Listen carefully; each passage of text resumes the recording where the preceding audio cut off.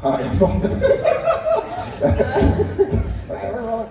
Alright, so this was our 4 p.m. workshop here at Amy in St. Louis 2024, and we talked about closed position. Okay, so we started just with getting connected. So leaders, actually I'm gonna face you this way. I'm gonna face you this way. Okay, leaders, making sure we're taking our right arm, we're coming up onto our follower's shoulder blade and relaxing that elbow down. Followers are dropping that elbow down, keeping it close to you, so I'm not trying to reach for my leader. I'm gonna stay as low as I need to, keeping this hand in front of the shoulder, not on the side or the back. I don't just wanna have thumb compression, I wanna have as much of my palm able to compress there as possible. Then we talked about, instead of moving our whole torso away or our whole body away, our whole center, we want to think about sending the hips back, leaving the head where it is. So we can create a nice gooey stretch from underneath the connection point. Okay, and with all this, that then gives us the freedom to be able to move around and use this connection in different directions. Three dimensions, which is what we want when we're doing this closed position and what we're trying to get to.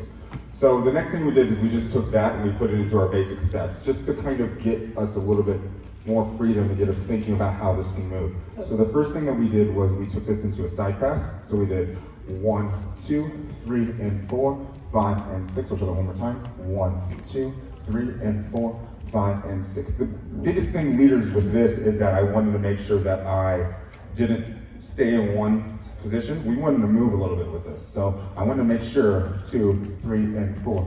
As I'm moving through, I'm letting this move up and down the slot so it makes it a little bit more comfortable, okay, rather than something that looks like this where we're just like, oh, we're trying to dance here. Sometimes I might do this, but that for me is more of something to add texture or layers, not what I'm gonna do with that basic movement. Or if we're really cramped for space. Yes, or that. Yes. Yes. Cool, and notice we're using the connection dynamically here so that arms don't stay in a fixed position. They'll open, close, expand, contract, right, depending on the needs of the pattern. And especially for followers, making sure keeping that elbow connected, so that's going to help you know where you need to rotate through that side pass. Okay, so the next pattern we did a whip. So whip from close, we did 1, 2, 3, and 4, 5, 6, 7, and 8. So making sure, leaders, the big thing there is that we set ourselves up on one, okay?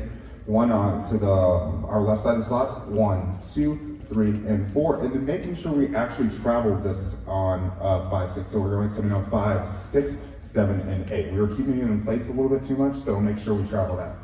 And then the last thing we did was the sugar push. So from here, keeping on that same side, 1, 2, 3, and 4, 5, and 6. Yep. And then notice we're not usually completely square to each other when we're in close position. We're either offset, this is probably the most common, is for the leader to be offset to the right, so kind of in that pocket of the connection, so the follower can be square. Or if we're setting up for a movement that passes on the leader's right, they may be offset to the other side.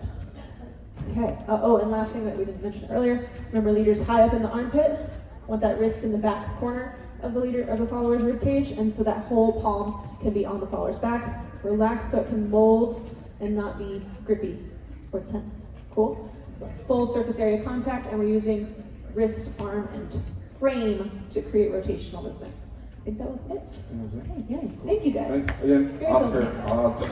Bonnie, Cannon. Bonnie. So,